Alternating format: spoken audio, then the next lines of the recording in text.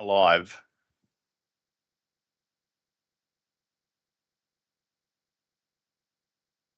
Good afternoon and welcome to the public forum of Kempsey Shire Council on this day, the 15th of April.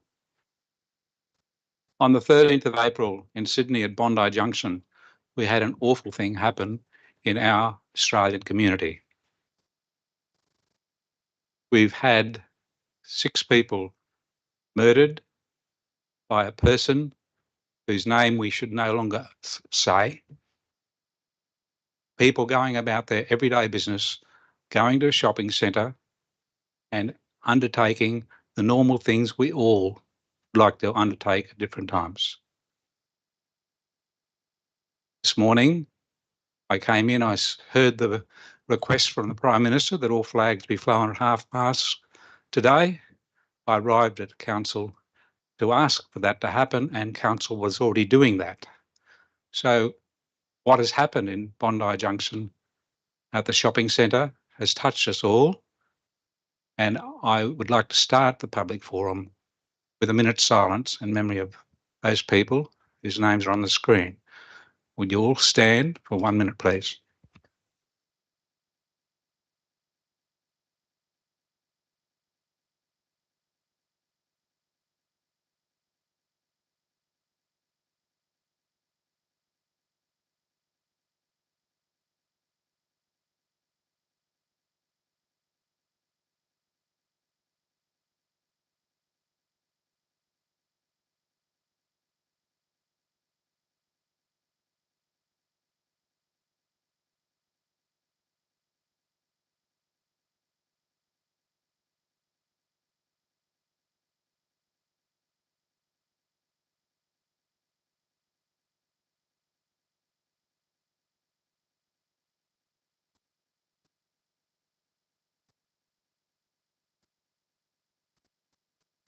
Thank you, everyone.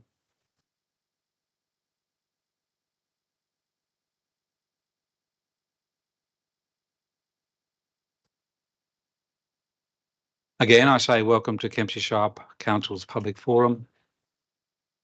Its purpose is to allow members of the public to express their views on particular items on tomorrow's council meeting agenda. My fellow councillors and I welcome and thank today's presenters for taking the time and effort to be here. I remind all people that this meeting is being webcast on YouTube with audio and vision.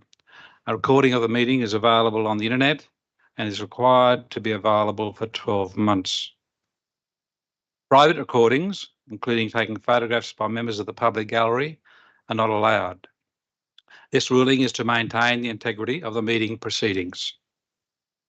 Please ensure all devices, like mobile phones, are on silent mode. That includes me.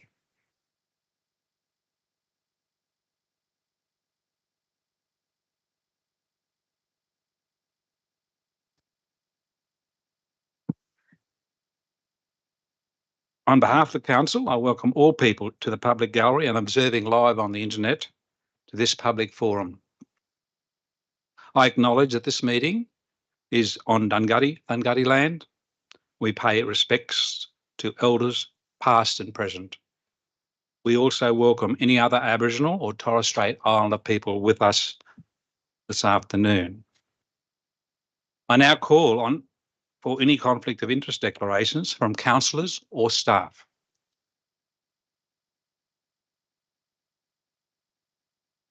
There are no declarations. Oh, sorry, Councillor White. Sorry. I do have a conflict of interest with 11.1 as I received a small gift from the Crescent Head Country Club on Sunday thanking me for my putting up this motion. I'd say, is it a non-pecuniary, significant? Significant interest. It was valued at around about $14. A box of Rocky Road chocolates. Quite fitting, fitting. Thank you. Which I'm happy to bring in and share. Thank you, Councillor White. We might hold you to that. I am grateful, but yes, thank you, Councillor White. Attending the public forum are councillors Scott Butterfield, Councillor Dean Saul, Councillor Kinney Ring, Councillor Anthony Patterson, Councillor Arthur Bain, Councillor Simon Ferguson, Councillor Alexandra Wyatt, and Councillor Kerry Riddington and Deputy Mayor. Council staff in attendance are Mr. Craig Milburn, General Manager, Mr. Michael Jackson, Director of Operations and Planning, Mr. Wes Trotter, Director of Utilities, Mr. Steve Mitchell, Director Corporate and Commercial, and Mr. Daniel Thorogood, Group Manager Governance and Information Services. I now ask the General Manager, Mr. Craig Milburn, to outline the guidelines for this public forum, please. Thank you, Mr. Mayor. As per Council's Code of Meeting Practice, each person will be allowed 5 minutes to address the Council. This time is to be strictly enforced by the Chairperson. Speakers at public forums must not digress from the item on the agenda of the Council meeting that they have applied to address the Council on. If a speaker digresses to irrelevant matters, the Chairperson is to direct the speaker not to do so. If the speaker fails to observe a direction from the Chairperson, the speaker will no longer be heard. A councillor, including the Chairperson, may, through the Chairperson, ask questions of a speaker following their address at the public forum. Questions put to the speaker must be direct, succinct, and without argument. Speakers are under no obligation to answer a question put to them by a councillor. Answers by speakers to each question are limited to 1 minute. Speakers at the public forum cannot ask questions of the council, councillors, or council staff. When addressing the council, speakers at public forums must comply with this code and other relevant codes of council codes, policies, and procedures. Speakers must refrain from engaging in disorderly conduct, publicly alleging breaches of the council code of conduct, or making other potentially defamatory statements. If the Chairperson considers that a speaker at a public forum has engaged in conduct of the type referred to above, the Chairperson may request the person to refrain from the inappropriate behaviour and to withdraw and unreservedly apologise for any inappropriate comments. Where the speaker fails to comply with the Chairperson's request, the Chairperson may immediately require the person to stop speaking. Thank you, Mr. General Manager. We have 9 speakers today, and I thank each of them for being here and presenting to us.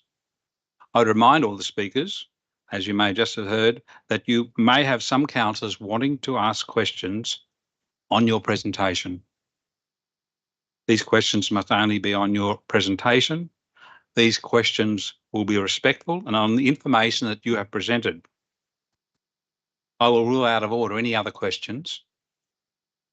And I also remind you, you do not have to, as speakers, have to answer any questions if you do not wish to answer them. Councillors, I would respectfully remind you that any questions you may wish to ask of a presenter should be direct, succinct, and without argument. There's already been told to you from the General Manager to further explain what is expected. Direct questions must be on a point or points the speaker has made. Succinct means short. Example, the question shouldn't be any longer than 15 seconds. And without argument means you are not attempting to change the speaker's viewpoint or opinion on an issue. Remember, direct, succinct, without argument. And I'm sure we can do that. So we work now to listen to our speakers. Our first speaker is Peter Chambers. He's for the agenda item 9.1, Australia Day Awards Committee report. And thank you, Mr. Chambers. Red light's on.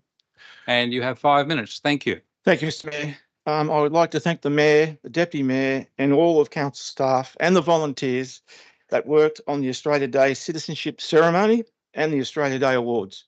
Great job, well done. Also to the recipients of the Australia Day Awards, we are so lucky to have so good members in our local community. Thanks also to the Australia Day Ambassador, Mr. Phil Lee, OAM. This was a truly wonderful event for one and all. Also, my observation of this year's Australia Day was bigger than 2023 event. Also thanks to the new Australian citizens for becoming proud Australians. That was very important. 2024 was my second year on the Australia Day Committee, and I look forward to 2025. If I may, really quick, off key, just with your comment, Mr. Mayor, about Bondi Junction. Previously being an emergency management officer for 16 years in Sydney. Unbelievable. Thank you, Mr. Chambers.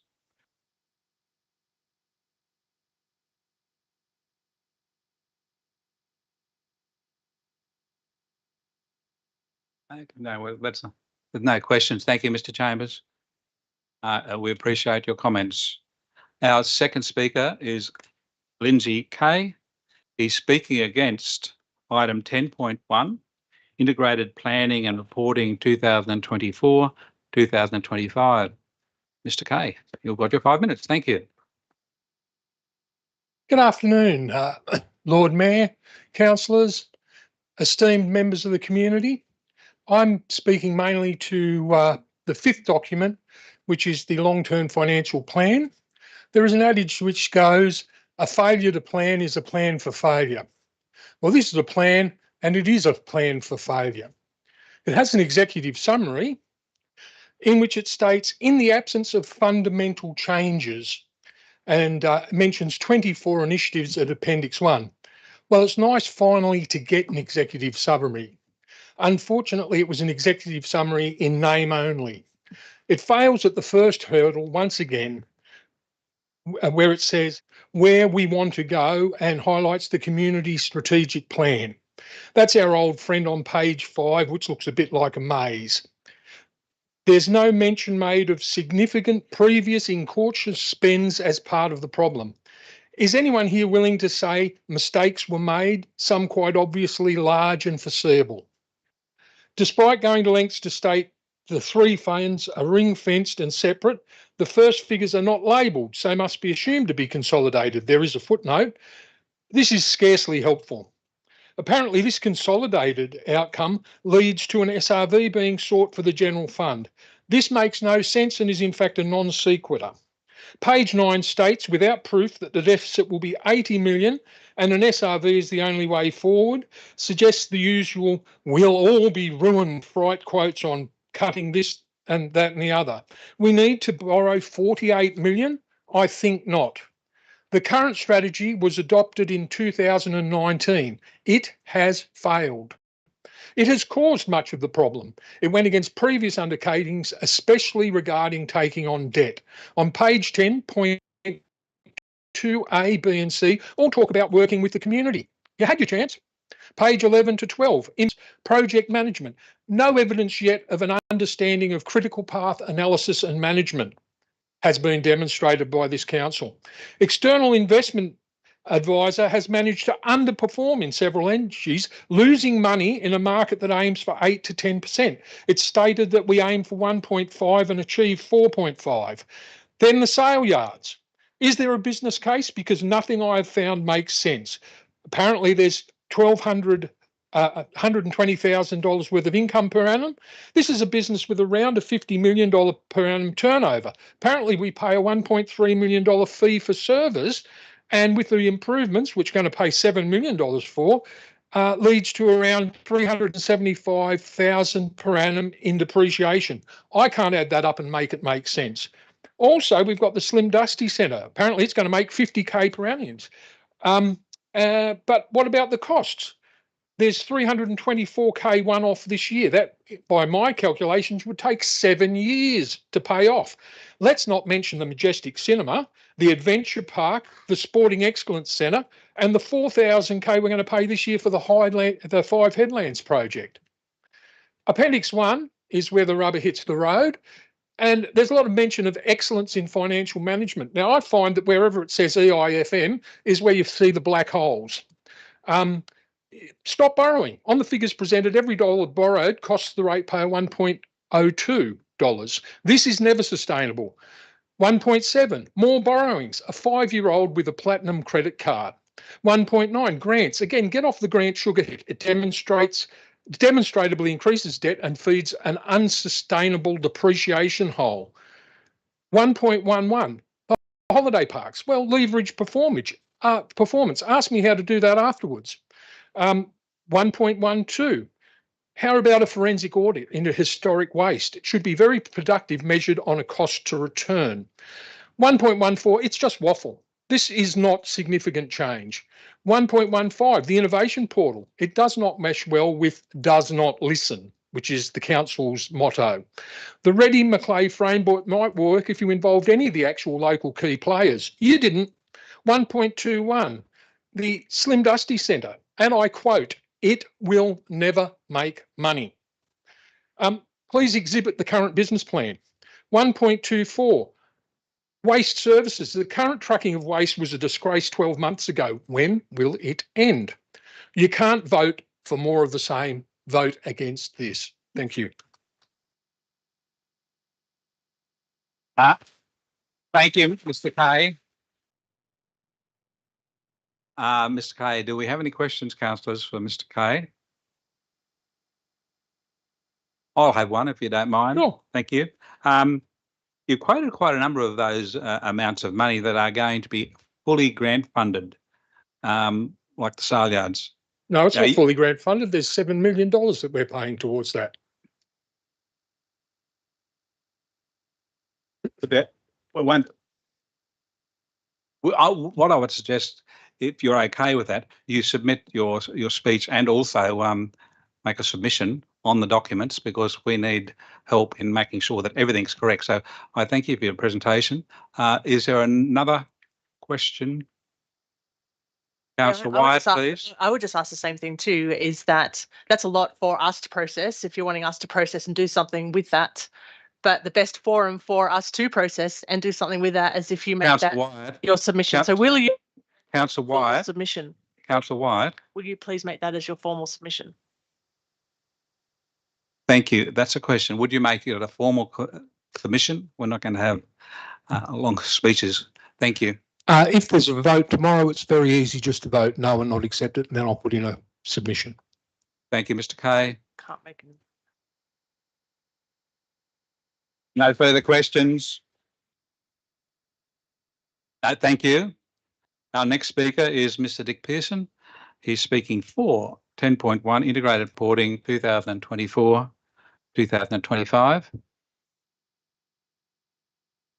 Thank you, Mr. Pearson. Thank you, Mr. Mayor and councillors and staff. The only reason I registered to speak for the IPNR suite is that there wasn't an option to tick other. I'm here to make a simple request. If the 3 appendices to the delivery program and operating plan could be converted to a simple black and white format and also listed on council website, it would enable people to be able to print that down and go through it line by line. I well understand that the way the IPNR suite of documents are prepared, it's not just for the public audience, it's for OLG and other state agencies. But most of the IPNR suite is well above the pay grade of most people in the community. The delivery program operating plan is really council's, well, the operating plan is the to-do list for the next 12 months. I think people are really interested to see where the rubber hits the road and have the opportunity to go through the task list line by line and make some considered feedback as to what they think is relevant or irrelevant or should be removed or added to. The rest of the suite of documentation, as I said, is primarily for other audiences.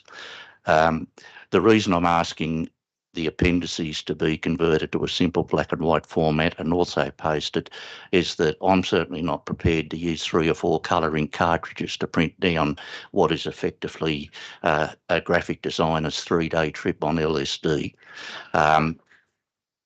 So I'm asking that accessibility be considered and the request be moved as part of an amendment to the agenda tomorrow or whatever.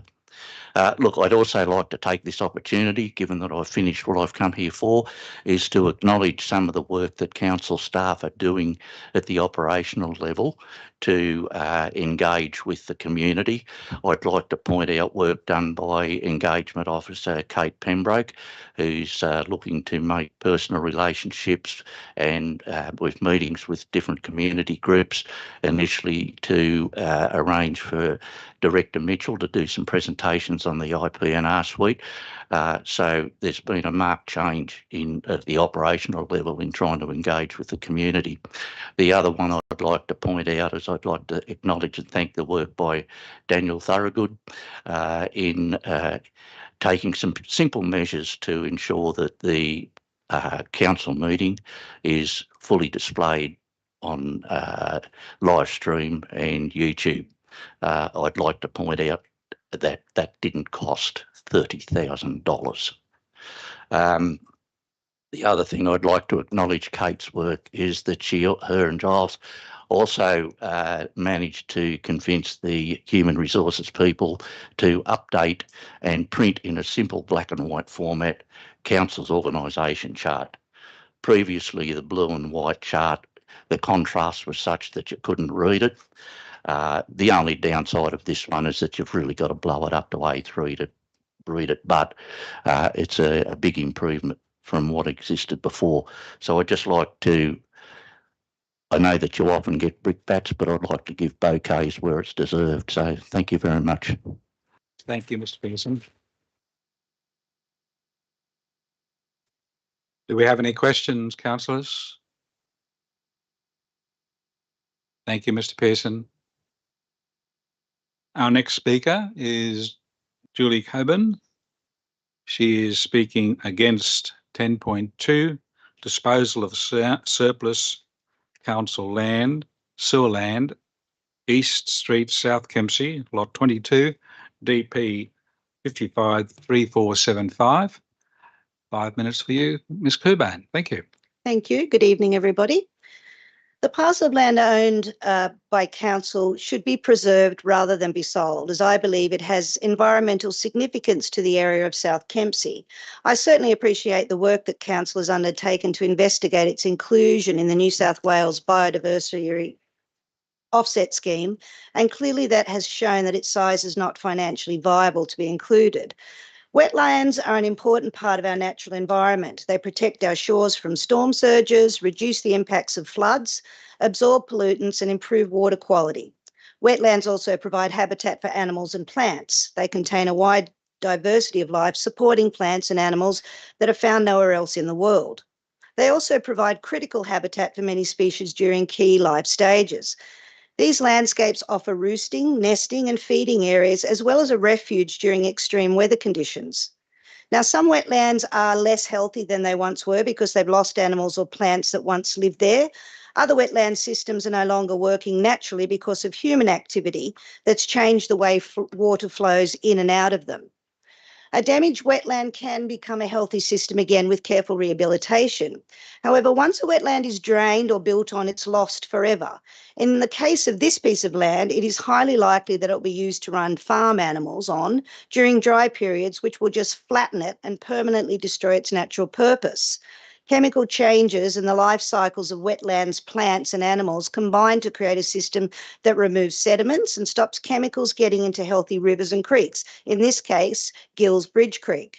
This land is also close to Crescent Head Road and provides crucial slowing of heavy rain from flowing too freely across it and mitigating potential flooding. Wetlands are valuable for our environment, our food, our fun and our culture. A healthy wetland is a lively place with a rich natural diversity of wildlife and environments. Now, I want to quote from Council's own biodiversity strategy 2022. The strategy prioritises under 5 key themes: protect, maintain, restore, connect and engage. Kempsey Shire Council works closely with government agencies and other organisations to attract funding, develop management strategies and implement environmental rehabilitation projects throughout the diverse landscapes of the Shire. Rehabilitation projects and programs include floodplain management, wetland rehabilitation, riverbank restoration, black swamp management, and estuary and coastal management. Estuaries, lagoons and wetlands are dynamic living entities and are an important part of the natural environment.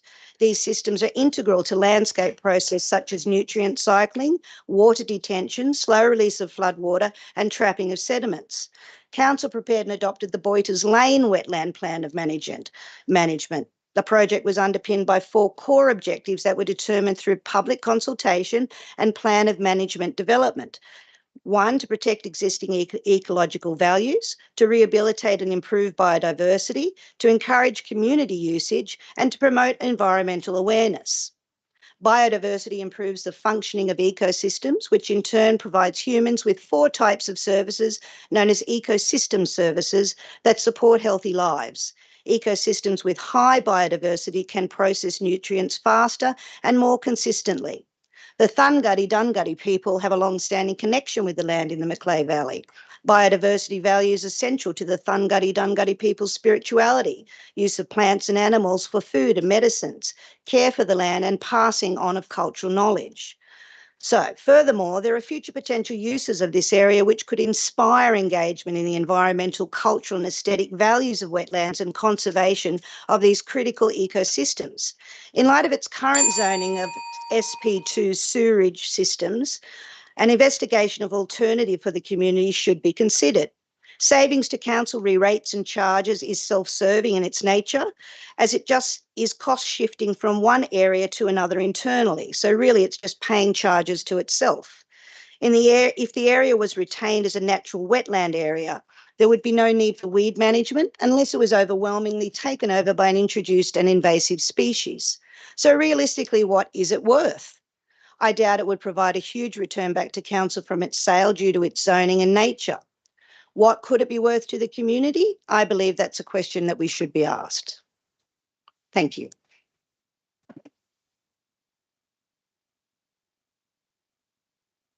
Thank you, Ms Coburn. Do we have any questions, please, councillors?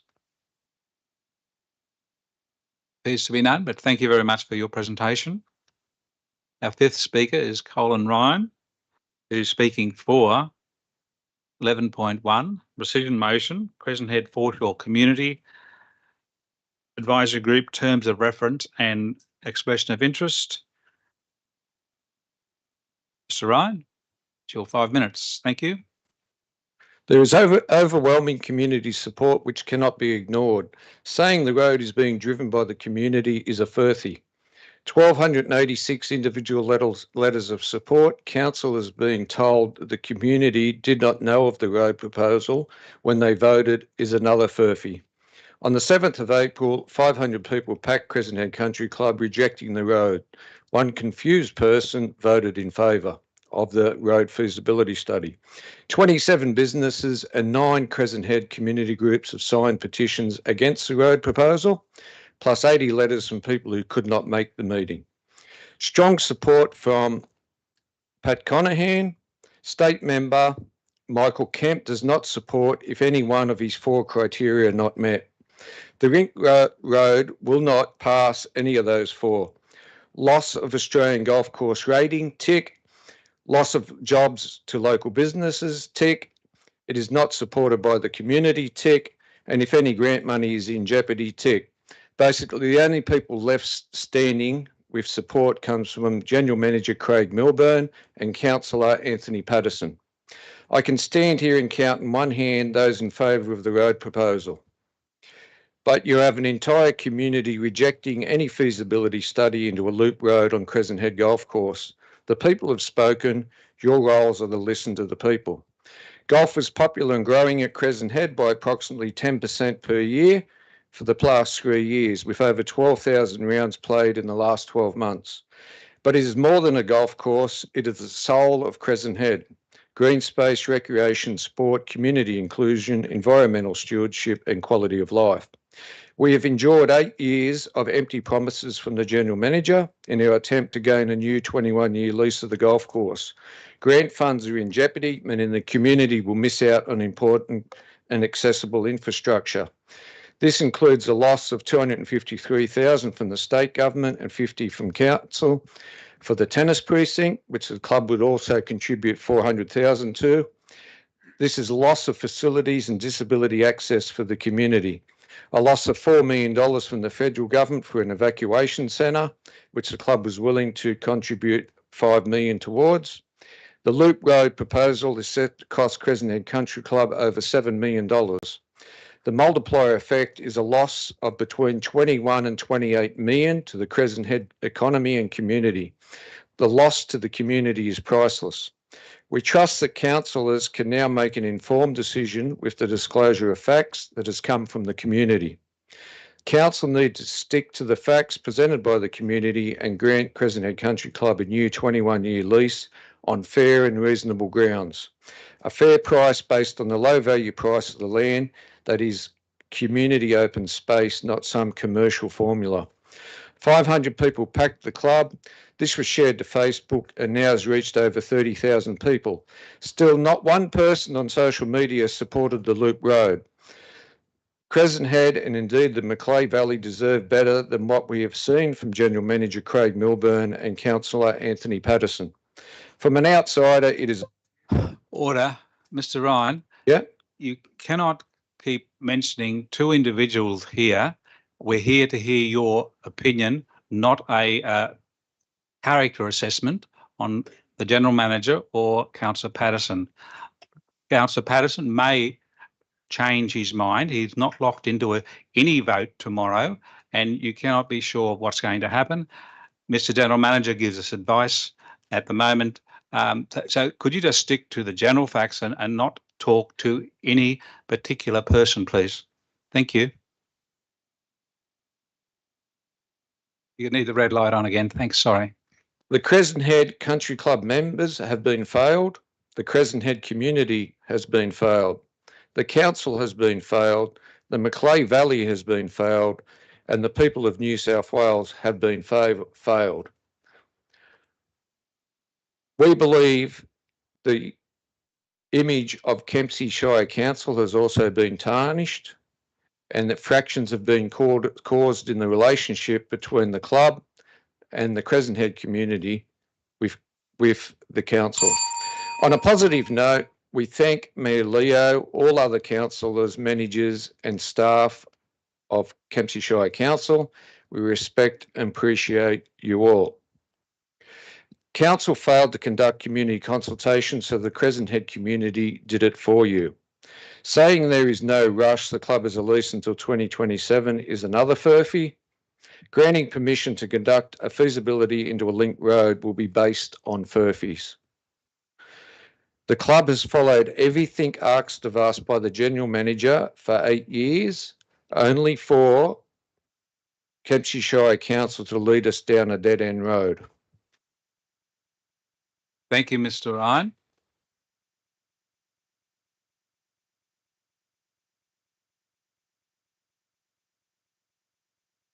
Order.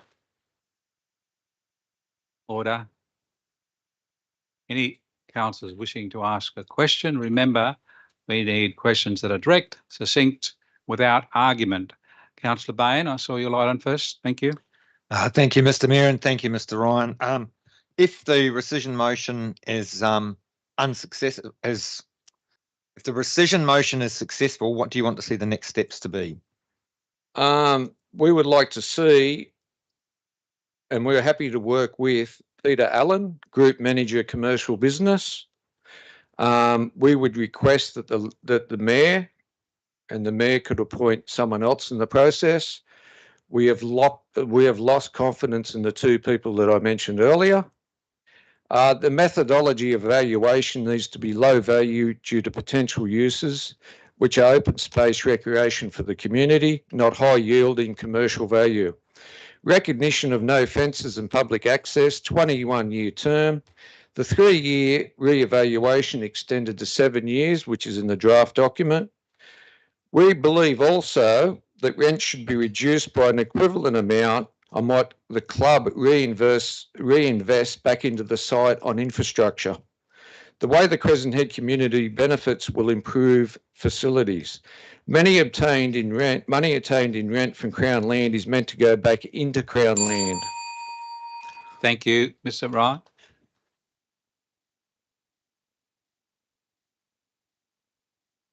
Councillor Wyatt, please. Can you just please help us to understand, and can you please explain what is a PGA rating on the golf course? Thank you. A course rating is an integral component of a golf club's course ability to stage club, inter-club competitions, charity events, pro-ams and social play. This is a non-negotiable requirement for all clubs across Australia. The key points are fairness and equity. A proper rated golf course ensures fairness and equity for all players. The rating system considers various factors such as course difficulty, the length of holes, hazards, and overall design to ensure players of all skill can compete. Challenge players either challenge, play competition or social, expect a certain standard or difficulty which the course rating provides. Professional standards, reputation, player experience and the development of golf. Hence, a golf course rating plays a crucial role in ensuring the fairness and quality of golf competitions across Australia, catering to the needs and expectations of all players and all skill levels. Thank you, Mr. Ryan. Councillor Wyatt, another question. Yeah, just a follow-up question. We heard on Sunday someone talked about a rating of like 64 currently being potentially reduced to 54, which I presume is around about length. Can you just explain a bit more about the length? I mean, what is the Thank you. what is the length factor in the PGA rating? Like, Thank you, Councillor Wyatt. Mr. Ryan, please. That all affects the difficulty level of the course and also affects the reputation of the course and its design. 63 is the current par of the course. We don't feel, or it's a fact, that you could not possibly change that course and put a road through it without reducing the par of 63 to the course. The minimum, if you had all par 3 holes, would be 54. So that is the lowest possible. It is impossible to put a road through there and keep the current Golf Australia rating and keep the golf course score of 63 par. The other thing I would raise separate to that. Your time's up, Mr. Ryan, on that question and that answer. Could I ask a question, if I may? Yeah. Have you got any information yet back from the PGA or whoever does assessment on courses, any information at all on what effect this road would have on the course? Any information whatsoever? Well, that's effectively, I believe it's also been supplied to council itself. So I'm surprised you're asking me that. Sorry, Mayor. The information that I provided earlier is from Golf New South Wales. Okay. And it's pretty clear that you could not change that course with a road without it affecting the course rating. Thank you, Mr. Ryan. I'm sorry, I haven't seen that yet. Okay. I'll look forward to reading it. Thank you. Mm. Councillor Wyatt, you have another question? Could you wait? You've already had to, and I'll ask Councillor Patterson with his short question, please. We've got a couple of questions. Thank you, Mr. Ryan. Mr. Ryan, did you read the minutes or watch the YouTube video of the March meeting? But council's March meeting? Yeah. Yeah. Yep. Yeah. Okay. Okay. Yeah. If you I've also watched the minutes or looked at the September 23 council meeting as well. Thank you, Mr. Ryan. That wasn't the question. You've answered it by saying yes. Yep. Councillor Patterson. Next question. Yeah. Thank you. So if you read the minutes, Mr. Ryan, where in the minutes did it say that council is removing the golf course, and where did it say that it's not entering into a lease with the country club for 21 years? Where did it say that? It said that the council would offer the club a 21-year lease, but it would put a road through, a road feasibility study would happen into going through the course, which would then make a golf course lease unviable. So you had a motion that said, yes, 21-year lease, I would agree with you, but what you didn't have is what was connected to that, which is a road which would destroy the golf course.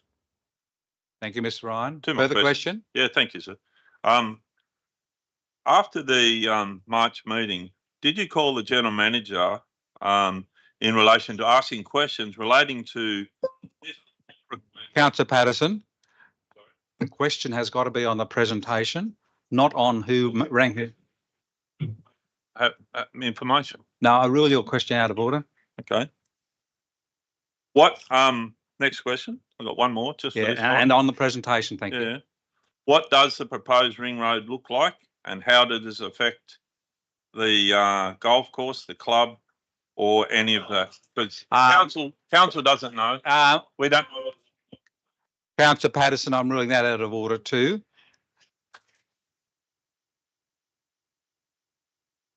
And I'll explain why, Councillor Patterson. At no time did Mr. Ryan talk about the shape of the road and where it would go. He did not. Thank you. So it's out of order. Councillor White, do you have another question?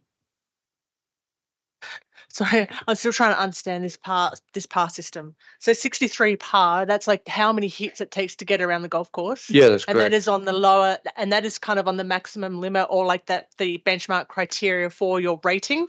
So if that's lower, does that mean that obviously there's less space that you take less par to get around the golf course? Does that then mean that it is no longer a PGA rated golf course? Yeah, because it changes the player's experience of the course. It changes the reputation of the course, changes everything to do with the course. Yeah, exactly. Thank you. I think I understand now. Thank you. Right. You think you understand it now? Thank you. Councillor Riddington, please. Thank you. Thank you very much, Mr. Ryan and everyone at Crescent Head. When we're looking at a part 6, is it part 6? Yeah, Whatever it a is. 6-hole golf Yeah, course. Yeah, PGA, and I've watched the Masters this morning, so I really should know that. This is the only one in Australia, is that correct? that is correct. Crescent Head has the only 6-hole Australian rated golf course, and it is the heart and soul of Crescent Head, and it's why many tourists come to the area. But it is also used for other activities as well. It's not just used for golf. It is a shared space. It's used for the whole community. Mr. Ryan, the question was, you've answered it already and you've gone on. Thanks very much. Appreciate it. Another question, Councillor Wyatt. Can you just give some insight into the traffic congestion? You have a prime view where you are, and can you just give an understanding of like what does traffic congestion look like, peak and? Councillor Wyatt, I'm ruling that out of order too. At no time did Mr. Ryan talk about traffic congestion, and it wasn't part of his presentation. I'd be happy to answer that. Well, it's Mayor not Leo. part of it. Thank you. It's very closely associated with why they want to change the golf course. Thank you. Councillor Ferguson, please. Thank you, Mr. Mayor. And I'm looking for advice here on point of order as well, but could Mr. Ryan possibly comment or does he agree that there is a need to address the traffic issues that the road addresses? On a daily basis, I don't see Ryan, a problem with traffic on the road. The only time I see a problem is on a Saturday in peak periods, which is a caravan problem, which is a caravan park problem. It really gets around the check-in system of the caravan park. If they had an adequate check-in system, you wouldn't have a problem with traffic at all. So in today's day and age, where you check into a hotel or a motel, and you could send people an SMS with a code to get in the gate of the caravan park, people could drive in, park their caravan, then go back to the office and check in, and you wouldn't have a problem. So trying to destroy a golf course because you don't have an adequate check-in system of the caravan park is ridiculous. It's a Kempsey Shire Council problem, an NRMA problem. It is not a community problem for Crescent Head.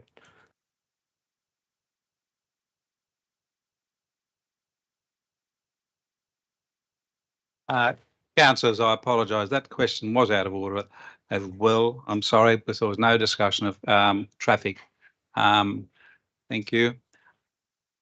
No further questions, Mr. Ryan. Thank you for your presentation. Thank you for listening.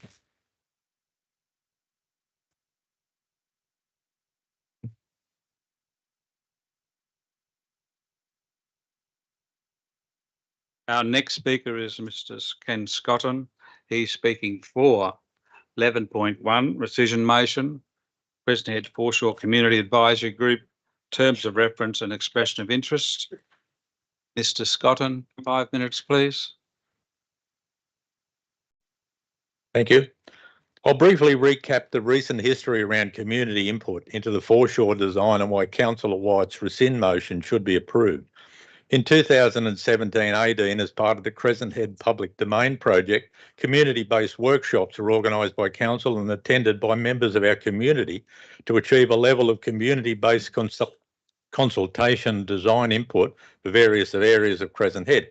The terms of reference for the foreshore included the areas from Little Nobby to and including the current car park, past the footbridge, along the Killer Creek walkway, through the Willow Street precinct and extending into parts of Muddy Arm.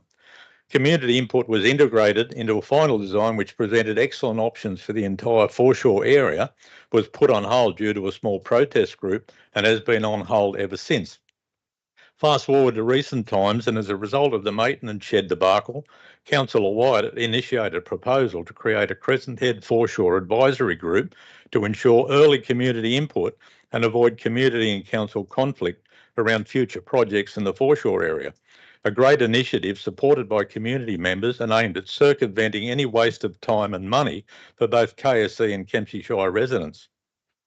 The proposal was somehow changed by a blindsiding amendment into a discussion on the merits of a loop road through the golf course, supported by incorrect information, claiming overwhelming support from both the community and business interests in Crescent Head, statements that have now proven incorrect and by use misleading.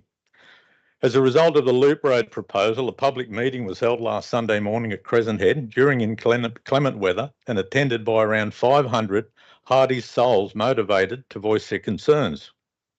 I was fortunate to speak at the meeting, and as part of my presentation, I asked for a show of hands vote relating to both the loop road proposal, the amended Foreshore Community Advisory Group terms of reference, and the impact of the latest holiday park concept plan on public access to the foreshore. My proposals were, number one, that the meeting vote to reject the investigation of any proposal for a loop road in any form through the Crescent Head Golf Course. The result, a unanimous bar one dissenting vote. Point two, that the general public retain the current Crown Land community open space use of Willow Park, the Killer Creek pathway, and unhindered access on the pathway between the village precinct and the Killer Creek pathway, and that the public retain the use of Reserve Road, including the road area and roundabout adjacent to the current holiday park entry points for unrestricted access to the foreshore car park. Again, unanimous support for the proposal. The March Council meeting amendment limiting the Community Advisory Group terms of reference to the car park alone effectively gags the community voice in providing input into the supposed holistic foreshore design. The inclusion of NRMA parks and resorts in that process is baffling, as it has no vested interest in Crescent Head other than a profit-driven commercial contract to run a caravan park in a given footprint on behalf of the ratepayers of Kempsey Shire. Why has a contractor been given preference in deciding what happens in Crescent Head, while ratepayers of our Shire have been, by amendment, effectively locked out of the holistic design process? So forget that holistic approach. This proposal now degenerates into a farce designed to deliver an agenda that the Kempsey Shire community now has no say in. We're told the final concept plan will be put out for community submission, and we all know how much notice council management takes of submissions. In my experience, none at all. So it's inevitable we'll be back to the good old days of community versus council, verbal push and shove, and more time and money wasted on this loop road to nowhere, including the traffic study that's left to occur. I ask councillors to support the rescind motion, reject the loop road and support the Crescent Head Foreshore Advisory Group for inclusion in the entire foreshore planning process. What is the fear of including it? Only that KSC management and NRMA Parks and Resorts may not like its opinions. There is a fundamental difference between KSC management and community perception of the use of Crown land in Crescent Head, and this needs to be addressed. Thank you.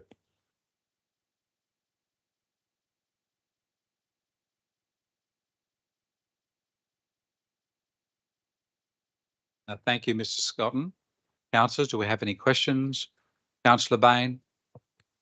Thank you, Mr. Mayor. Mr. Scott, and you referred to the loop road as a road to nowhere, but I believe it connects Foreshore with Rankin Street. Could you clarify that comment, please? Yeah, it was mentioned in the traffic reporters exiting into Rankin Street. And for those that know Rankin Street, it's a very narrow thoroughfare. It's the main roadway to the eastern end of the village and to the large public car park in that area. It's also been severely restricted at the entrance to the club and the retail area on the other side of the road due to the domain plan upgrade works that have been put in there. But effectively limits to that road. That road will not be able to support the amount of traffic that would come off that loop road. So all of the cars out of the car park supposedly will park through Rankin Street. And the surrounding road network is inadequate in managing that amount of increased traffic movement. Thank you, Mr. Scotton. Do we have any further questions? No further questions, Mr. Scott? Councillor Bain, thank you, Mr. Mayor. Yeah, you indicated when you were speaking that you had concerns about restricting public access to the foreshore. Could you clarify why you're what are those concerns based on?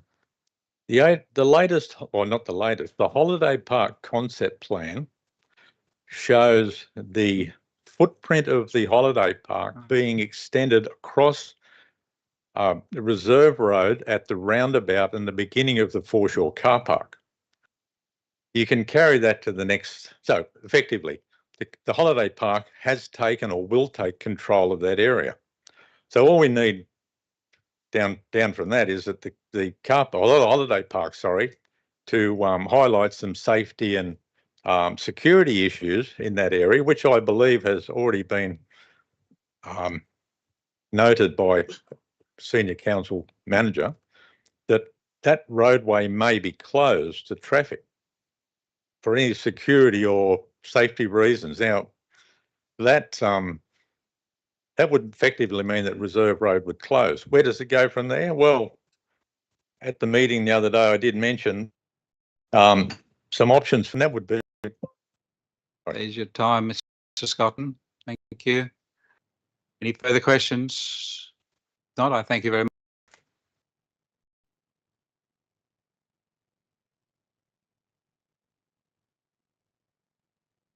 Our next speaker is Mr. Fred Andrews. He's speaking for 11.1 rescission motion, Crescent Head Foreshore Community Advisory Group, terms of reference and expression of interest. Thank you, Mr. Andrews. Thank you and good evening. I'm here today supporting the rescission motion that there be no proposal to investigate a loop road through the golf course.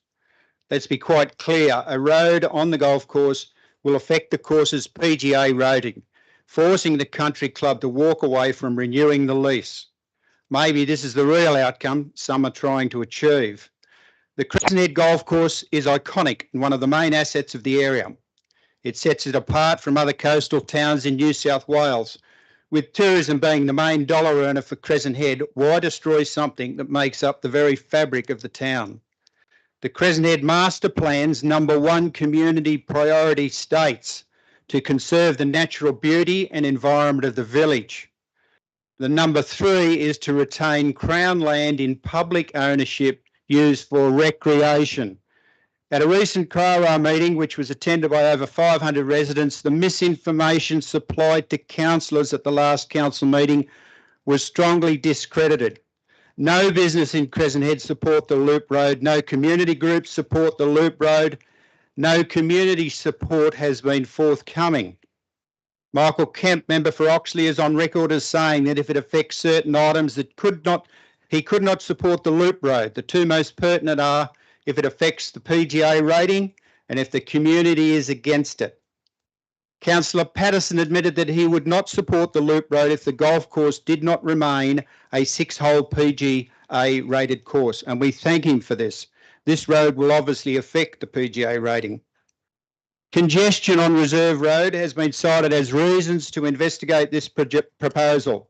This congestion mainly occurs on Saturday changeover for the holiday park vans, but could easily be sold by an auto booking app directed to your phone, meaning people do not have to stop and go into the office. Overflow parking from the holiday park has by stealth taken over the community green space in Willow Street, but overflow cars also have immunity from parking restrictions anywhere in the village by displaying a small sign. This increases congestion throughout the village. Overflow parking will also dramatically increase with the concept plans introducing more 2 and 3 bedroom cabins or houses with only one parking space available. In the past, concerns were made about congestion and parking in the Foreshore area, but much of this is because of council's reluctance or inability to properly police the area. CRARA are now on record as having asked KSC to address the issue since 2016, and very little has changed. If KSC cannot control illegal parking and free camping now, this will only be compounded if extra space is available along the proposed loop road, more space for illegal campers. Even if foreshore parking will increase by hundreds of spaces, it will never be enough. It is obvious with holiday park concept plans that expansion of the holiday park's footprint is at the forefront of golf course plans under the guise of future-proofing Crescent Head. You could ask who is being future-proofed here, the holiday park's future economic growth or the community's value? Councillor White rightly asked the question of how much this proposal will cost ratepayers. She was rebuffed and never received a reply, but it was obviously be a sizable amount. Why should this money be spent when the community have already shown they are totally against the concept, especially in light of council's dire financial situation and request for a rate increase? Community of Crescent Head have made their feelings known at this recent meeting without any expense to KSC for this community consultation. No information is given as to how the Crown land funds are spent, but obviously millions go back into the holiday park. How are councillors expected to make decisions regarding the holiday park without all the information available to them? It seems it's even impossible to get confirmed boundaries of the park, which seem to shift constantly. At what stage does this constant manipulation of community assets in the holiday park stop? I would suggest the proposed community advisory group will have very little to discuss unless the holiday park area is included in their scope. In conclusion, 500 people at the community meeting resoundingly said no to a loop road, no to further expansion of the NRMA park, no to limiting public pedestrian access through the holiday park, and no to increasing the size and height of the management office. Kempsey Shire councillors and KSC management come and go, but the decisions they make last. Once the golf course has been destroyed, you'll never get it back again.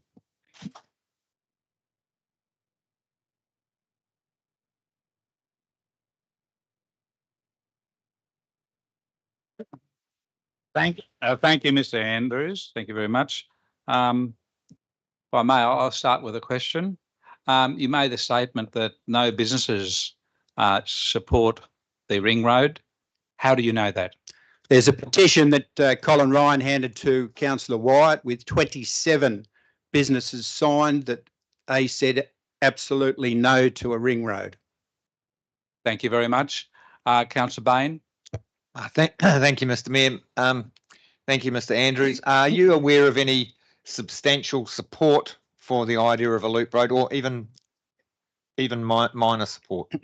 No, look, other than the one individual that voted in support of the loop road, we are not aware of any other members of the public, businesses or anything else. And I would think today would probably be the opportunity if anyone supported the loop road to speak. The answer is absolutely no. Thank you. Councillor Wyatt. Councillor Wyatt, thank you. Yeah, at the meeting on the 7th of April, sorry,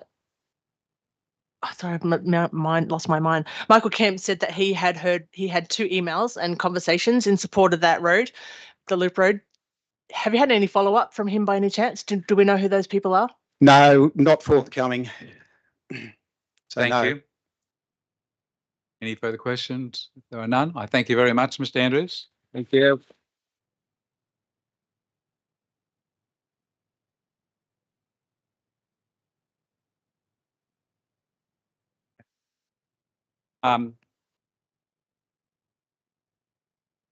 Before we go on to the next item, which is Mr. McGowan, I'll ask the General Manager to give us advice on some of the things that have been said.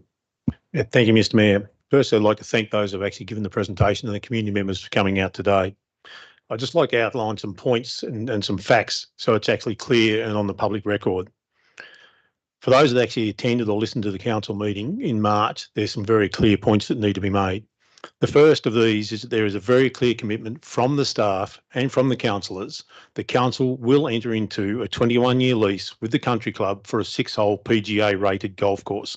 That cannot be disputed. Those who have stated otherwise have misrepresented the truth. Secondly, the council voted for a report to come back that presented the positives and negatives, the pros and cons, if a loop road could coexist with a 6-hole PGA rated golf course.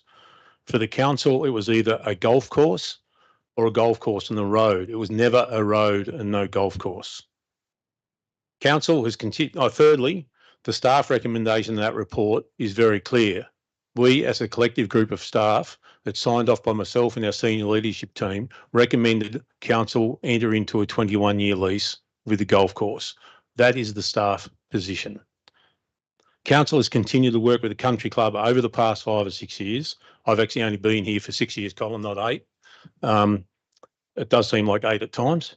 But yeah, we've been working closely on the new lease option. It's been explained and set out to the country club on numerous occasions that the first major step in that process has been the need for Crown Lands plans of management for all councils controlled Crown lands to be finalised. That was a statewide requirement of all councils. That process has taken longer than anyone had wanted. Well, council was one of only a very few to actually submit their draft plans of management on time, which I think was back in 2019 or 20. It's only been in early 2023 we started getting information back from Crown Lands on what they wanted in terms of updates to those. That's why that process is now drawing to a close, and hence the meeting in March with a council report and the staff recommendation to enter into a release. While staff make recommendations to council, the council has the responsibility to assess these reports and make changes to the recommendations they determine. They do that on a regular basis, as they should. That's what they've been voted here to do, and it takes 5 councillors to make that decision. The March council meeting was just another meeting where that type of thing had occurred. That is democracy in action. Tomorrow, we will see democracy continue with this discussion and the decision in relation to the rescission motion that is on the agenda. Whatever council resolve, the staff will implement, as we always do.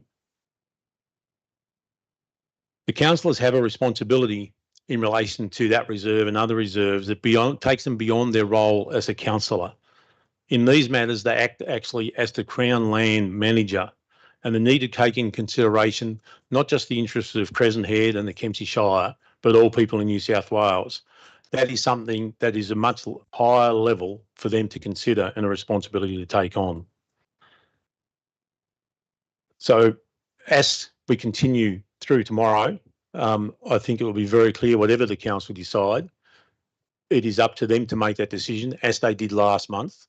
But for anyone who has suggested otherwise, the council was trying to close the golf course to put other things on there. There is no substance to that whatsoever, and it could not be substantiated from what was resolved and what was discussed at the March council meeting.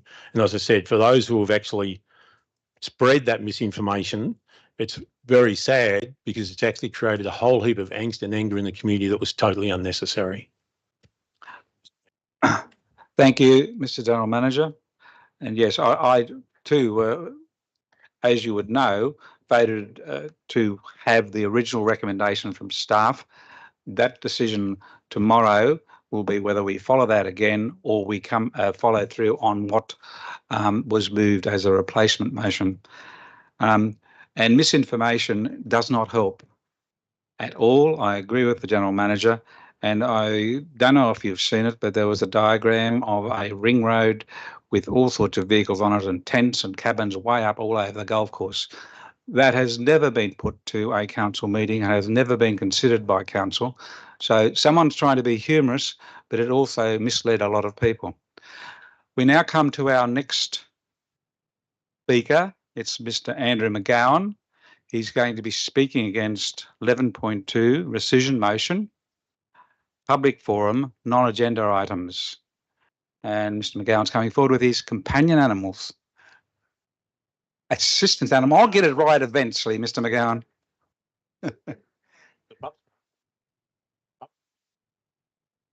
Buttons there was get me. Assistance animal. Thank you, Mr. McGowan. My You've got pleasure. 5 minutes. Thank you. Well, I'm not here to speak about assistance animals, although I'd love to, and that's probably why I am here. Last time, I really just want to rehash what I spoke about last time. Being able to talk about items that are not on the agenda, but you will be notified beforehand. And we just had a wonderful speech by a gentleman about democracy.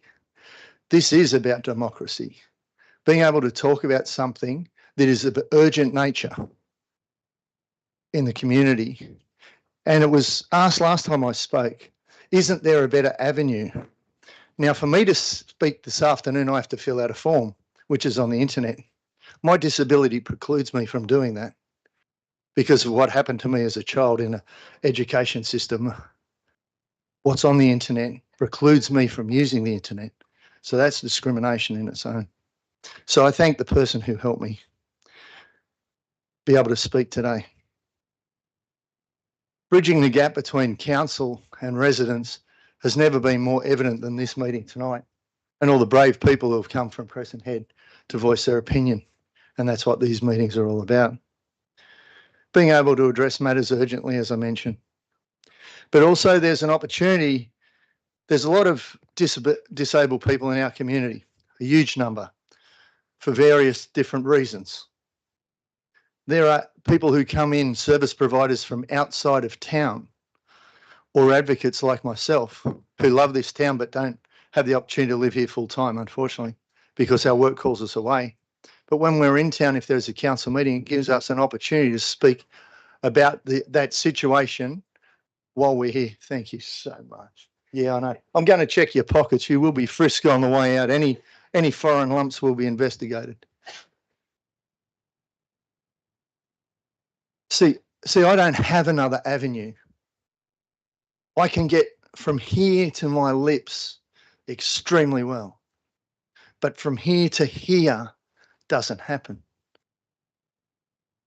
12 years of counselling still doesn't happen. To go onto an internet with all the pornography and all the crap that's on there for me to fill out a form precludes me from doing it. So I'm placing you on notice, because last year I tried to address this council, and I will be making a complaint to the Human Rights Commission because the council failed to return my call and assist me in filling out the form when I tried to speak. So that complaint will be put in. It's not about money. I don't want to take money from this community that I love, that my family started living in this community in the 1850s. But what I want is education. And when you've got rangers out there saying that my dogs are not assistance animals, I'm slightly off topic, it's a misinformation. It's wrong. And it doesn't make life any easier. So I'm just going to rehash if I keep talking, and that'd bore everybody, so I'm not going to. But transparency, democracy, an opportunity to address issues urgently. That's what this is about. That's why I can't support that motion. Not that I get a vote, but thank you. Thanks.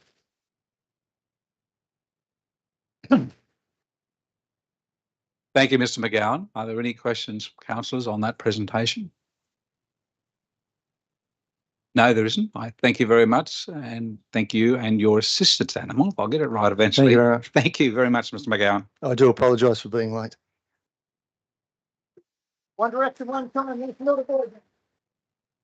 Our next speaker and final speaker this evening is Mr. Terry Flanagan, and he's speaking against 11.2, rescission motion, public forum, non-agenda items. I thank you, Mr. Flanagan, and you have 5 minutes.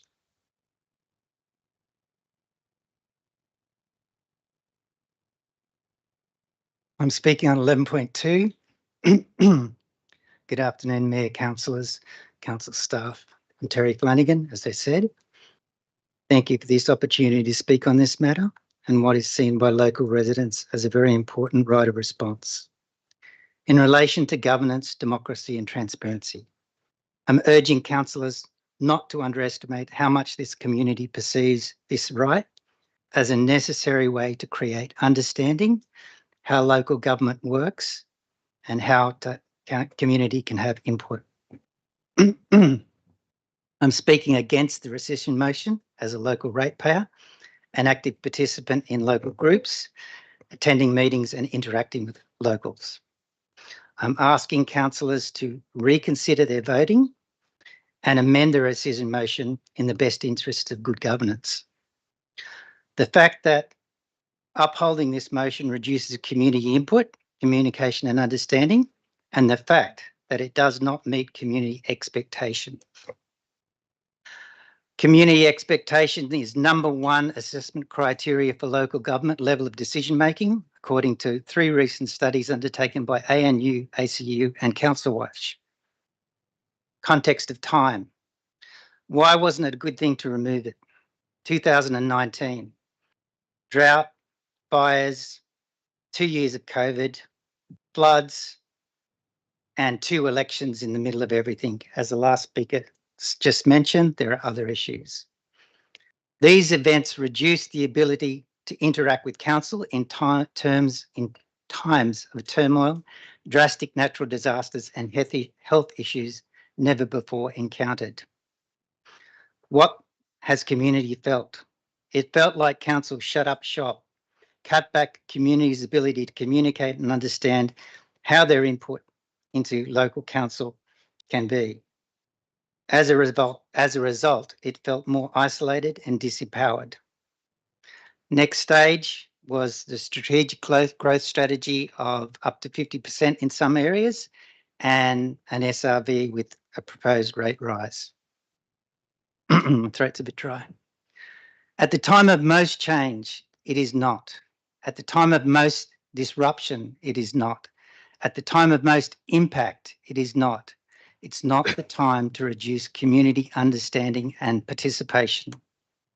Despite these major event disruptions, and they are major disruptions, unprecedented upheavals in local people's lives, and as a result of active communication by councillors helping community in direct face-to-face support with community groups that have worked together with council to help understand and solve issues. Never before has the need been greater to help create resilience for mutual outcomes. Never before have so many groups, community members become involved and supportive to create a stronger community working with council. I feel local government suffers when community interest is low and community involvement is low. So why now, when things are improving, would you wish to be seen to shut up shop again? I believe that there is ample provision for the GM and councillors to use their discretion to monitor and administer this process with minimal fuss. I believe supporting council resolution is not in the best interest of building trust and maintaining a stable, consistent councillor membership and cohort. Tonight when you discuss and tomorrow when you vote, I'm urging councillors vote to keep this. I'm urging councillors vote to keep this lifeline open. Support the council resolution, vote against the rescission motion, vote for engagement and vote for participation. Thank you. Thank you, Mr. Flanagan.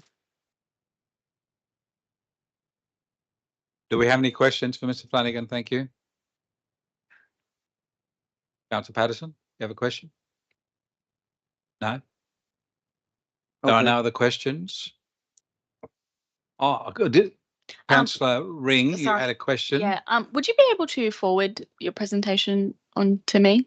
Yes, I just and any other speakers. It's written on 4 pieces of paper this afternoon. All right. That's all right. I just yeah, if any speakers are willing to do that, I would appreciate that as a it's better if I read it I as can- well. Thank you, I can scan Councillor the Ring. notes. We can I can scan the certainly notes. scan them right here now at the end of this public forum and pass them on to councillors, because I think all councillors would like to see your presentation. But thank you very Thank much you very for much, your Councillor. presentation. Thank you.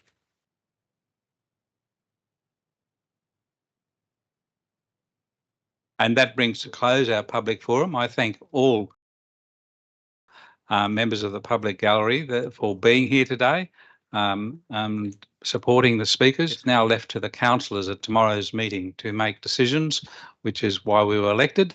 And we look forward to the challenge of trying to find the best decision possible. So thank you all for being here this evening, and all the best on your way home.